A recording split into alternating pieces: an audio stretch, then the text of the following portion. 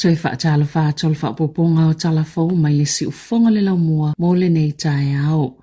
E le o toi mamawa e whaoa ia te tau wa iwi po o tangata Māori i whainga ma whaatinonga i tala whaatai o te ahapa. I se sifo Hamiltone, au whina waile malo i a tau nuua na fufuanga e toi sui e le to la fono ngā tai whale, po le takutai moana, o le suinga le to la fono, o le a toi whaale au ngā ina ini whai unga talwa i nei al whaamsinonga mawalunga. E tu inatu le pule po le a ia te tau whaale anga nuu o ngā tai whale i iwi, o le masino no ve mai le lua whelua whaa, na talia ili whaamasinoga lea ia te tau masani whaaleangana ua iwi o ngāti te wehi ma ngāti whakamarurangi i ngā tai whale. Ma puipui a ia lato wa ia te tau ia vaenga o le si o manga. Peitai o le asuia ia whai unga le whaamasinoga pe a whai e sui le mālo le tu la fono o le New Zealand First leo lo una ia lea suinga e ua folafole le ngāti te wehi o le a whaawau peo na whinau i lea mata upo.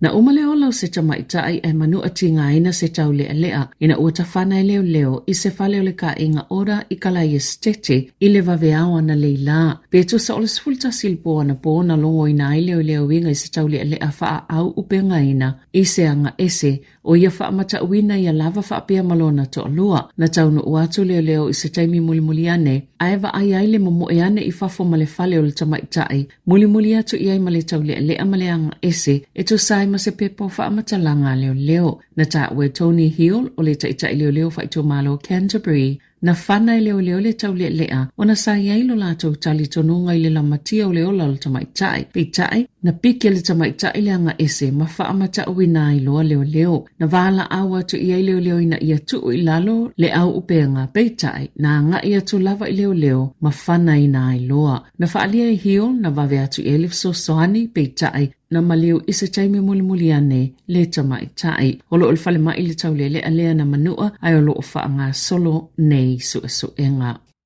Ua wala au le PNP Farms New Zealand Limited ina i toi whaafo i atu so sisinga o si mai povi o le Anchors o na e iai le masalonga lo o mawini fasiti o ata i tutonu. O lo ofi e so sisi o le Pure Anchors Beef a le PNP Farms Butchery o lo iai le Best Before Date o le aso se fulu fitu o au kusolua felua lima. Na whaatawina i le PNP Farms Butchery i le Valufa High Street i rangi ora ma le PNP Farms Butchery Bush Inn i le lua se fulu wai Mairi Road i kalai estete. E le te tau na tau mawhaina i aso sisi sa iseli poti o se tangatana manua mawhaina ai. O lo iei le fautuanga mo so tangatana whaongaina le tau mawha ina ia wa ai se fo mai pe awhai o iei se popole ngai lona soifua maloloina pe o na whaalia le matanga luenga mo Primary Industries. Wa fautuaina tangata whaatawina ia whaafo i aso sisi i fale o loa na whaatawina tuwai.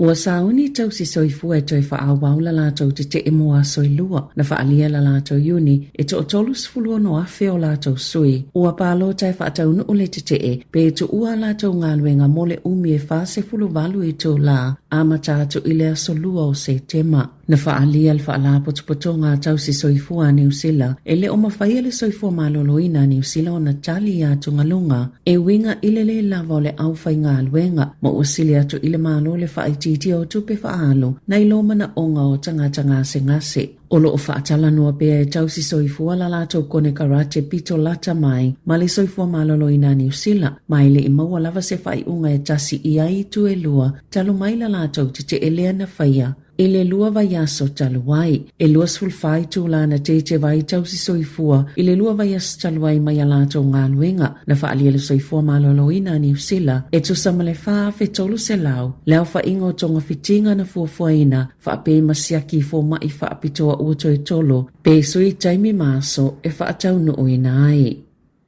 O le solulol vai aso fo le asolo tite e ai whaia onga wa onga maululunga e pei o kolisi o na ele o whaamalia ina la lātou tālo sanga le si itanga o tutongi ua ofu atu ele malo. E tasile pasene ua ofu ina atu ele malo i si iti ai tutongi o whaia onga. E tali ai ile tālo sanga tu whaatasi a whaia onga na whaalia le asosi ale PPTA o se ofo pito sili leo na mawalalo e si i ai tutongi o whaia onga ini au ngā tupulanga e ua tupu fo ile taimi o lo feanga i whaia onga ma le tele o suinga i tutonoa o onga.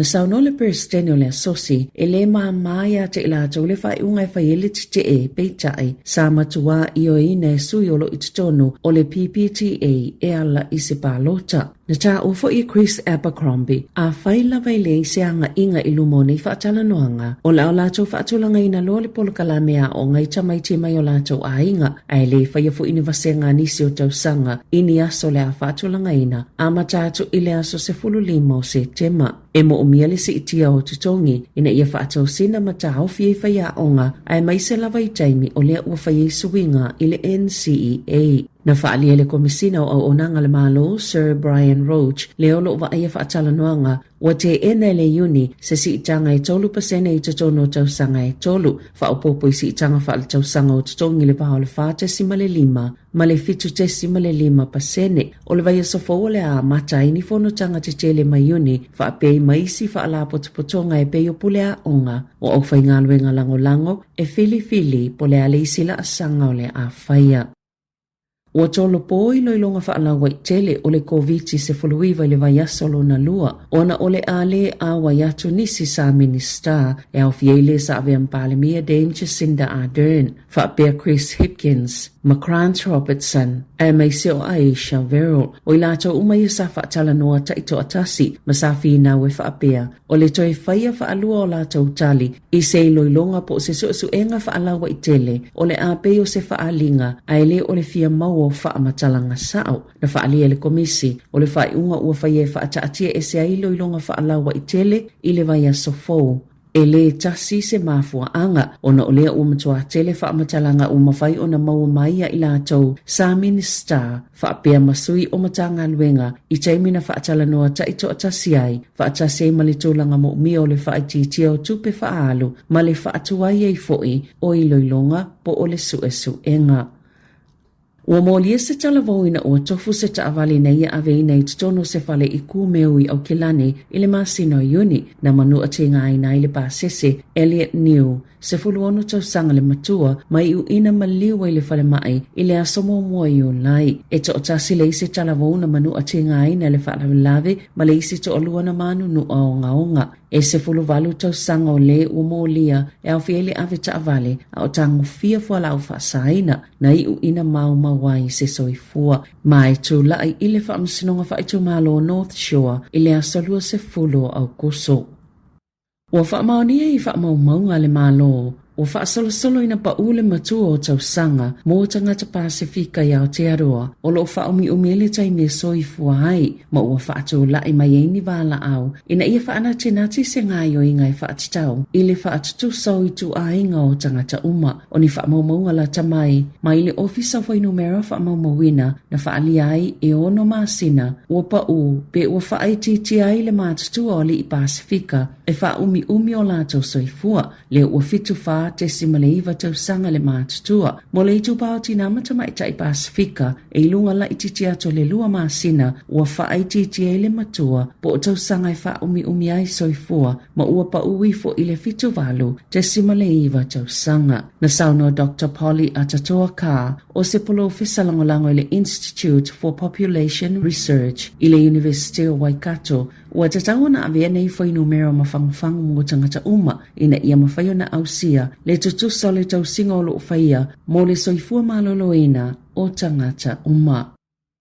E whaita wafe tupena tatongi ne mātua i se fōma i nifo i Cambridge mō tonga fitinga i whaasasa o i nifo o a lātou whānau ai onina yaso mulimuliane na tāpuni ai lea au onanga o le maua Dr. Vernon Kruger i le māsino no ve malua whelua tolu e whaapea o le True Alignment Orthodontics e le o sana au onanga i le taimilea na tāpuni a whaafose i ai ma ngā wai tupe nei mātua ua umana tutongi mō tonga fitinga o nifo a lātou whānau o lo so eina le Dental Council of New Zealand ni whaasea a o whaawau na titala ma whaatino le pisinisi a lefo ma i le atunu o Panama. Na whaalia le tinai a Melissa Ferguson o lana tamale o sifulu tolu tau sanga le taminei e le imai a pe whato a awhatonga fitinga o lo whaatali se ipa uma ese ona nifo pepe ai whaafo se ilona tāpunia le whare wha nifo ai ua mai ona tutongi le se fulu tasi afe tā la mo le tonga fitinga o le taimine o lo whaawau su engal pulenga mo au nanga i nifo i New Zealand i whaasea i lea mata upo.